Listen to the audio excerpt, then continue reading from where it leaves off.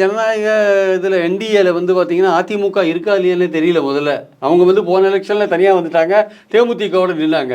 இப்போ அது மறுபடியும் என்டிஏக்கு அவங்க போவாங்களா இல்லையான்னு தெரியாது. ஸோ பாஜக தனியாக ஒரு அணி அமைச்சு அது ஆட்சிக்கு வரதுக்கான வாய்ப்புகள் தமிழ்நாட்டில் இல்லை. அப்போனா மறைமுக அதிமுக இல்லாத எந்த அணியும் தமிழ்நாட்டில் வந்து திமுக அணிக்கு டஃப் கொடுக்க முடியாது. அதிமுக இருக்கிற அணி தான் டஃப் கொடுக்க முடியும் திமுகவுக்கு. சார் இப்போ வந்து ஏற்கனவே திமுக ஆட்சி பஞ்சர் ஆகி போச்சு. இப்போ மத்திய அரசு அஸ்திரங்களாம் உடப்போகுது மாதிரி தெரியுது சார். மத்திய அரசு என்ன வேணால் அஸ்திரம்லாம் விடலாம் சார். இங்கே அதிமுக முன்னாள் அமைச்சர்கள் 9 பேர் மேலே டிவிஎஸ்சியில் எஃப்ஐஆர் போட்டிருக்கான். அதுலேயே என்ஃபோர்ஸ்மெண்ட் வாய மூடி இருந்திருக்கான். குட்கா கேஸ் விஜயபாஸ்கர் மேலே ப்ரொசீட் பண்ண மாட்டேன்றான்.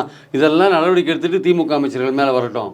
அதெல்லாம் முதல்ல அதிமுக அமைச்சர்கள் மேலே நடவடிக்கை எடுத்து சொல்லுங்கள். அப்புறம் திமுக அமைச்சர்கள் மேலே, திமுக மேலே என்ன ஊழல் குற்றச்சாட்டு சொல்லுங்கள் சார். அடுக்கி இருக்கா சார்? சொல்லுங்கள், ஏதாவது சொல்லுங்கள், சொல்லுங்கள் சார். கனிம வளம், மணல் கொள்ளை நடந்திருக்கின்றாரு.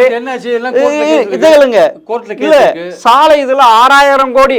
யாரு போற போக்கில் யாரோ ஒருத்தர் சொல்லு, எதிர்கட்சி தலை சொல்ல, மத்திய